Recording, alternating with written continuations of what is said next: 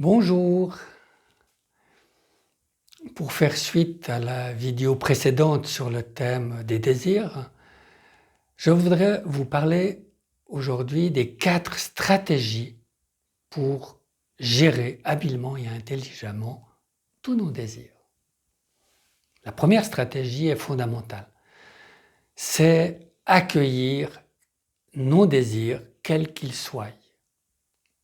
Parfois, certains désirs peuvent nous apparaître comme honteux, voire négatifs, comme par exemple avoir le désir d'établir une relation amoureuse ou sexuelle avec notre belle-sœur. Et pourtant, tout désir doit être accueilli, même si tout désir ne doit pas être satisfait. Il va falloir faire preuve d'intelligence, de discrimination pour déterminer ceux qui doivent et qui peuvent être satisfaits et ceux auxquels nous avons à renoncer. Et c'est donc la deuxième stratégie qui intervient, celle de vivre consciemment nos désirs. Certains de nos désirs, qui peuvent être très importants, doivent être satisfaits. Nous devons tout faire pour les satisfaire, parce que sinon, la frustration et l'amertume que cela va générer pourra nous bloquer sur notre chemin spirituel.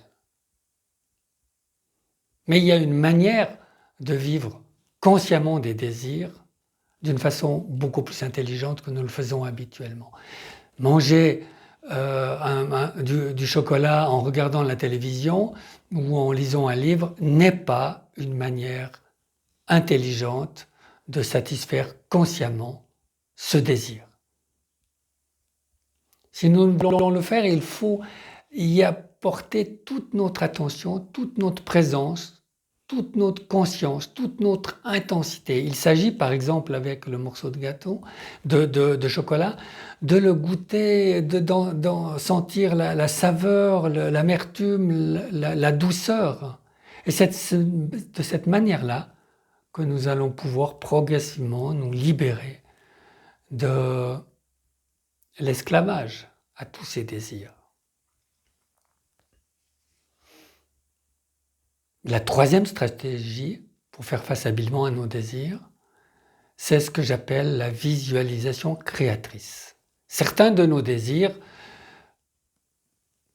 quoi qu'ils puissent être importants pour nous, ne pourront peut-être pas être réalisables. Par exemple, gagner 250 millions à la loterie, est-ce vraiment possible ? Eh bien, avec la visualisation créatrice, nous allons pouvoir imaginer d'avoir gagné ces 250 millions et d'imaginer tout le plaisir, la satisfaction que cela va nous apporter, tout cet argent, toutes ces maisons, ces voitures que nous allons acheter, cet argent que nous allons distribuer, etc. Et puis également d'imaginer tous les obstacles, tous les éléments négatifs que cela va nous apporter dans notre vie, tels que le sentiment de responsabilité et la peur de perdre cet argent, par exemple. Et de cette manière-là, en imaginant la satisfaction de ce désir, nous allons pouvoir nous en libérer également. Et enfin, il reste une dernière stratégie qui est également, elle, fondamentale, c'est la manière de vivre la frustration. Nous savons tous très bien que certains désirs ne sont pas satisfaits et cela génère en nous de l'amertume ou de la frustration. Nous accordons beaucoup trop d'importance à cette frustration. Nous ne devons pas en avoir peur. D'accord, je suis frustré, et alors ? Ce n'est pas la fin du monde. Et puis, il y a aussi une manière intelligente, habile de vivre la frustration. Un peu de la même manière que nous avons goûté le morceau de chocolat, nous pouvons ressentir à l'intérieur de nous-mêmes ce sentiment de frustration, cette douleur, cette souffrance. Et puis, en l'accueillant, en la ressentant, nous pourrions avoir la surprise de voir qu'elle s'en va assez facilement. il se pourra peut-être que nous devrions utiliser ces 4 stratégies ensemble ou bien séparément, et il pourrait également être avisé de recevoir de l'aide de quelqu'un qui est compétent en la matière du désir. La compétence, c'est que lui, ce guide, sait déjà habilement gérer ses propres désirs. Voilà, je vous laisse. Au revoir.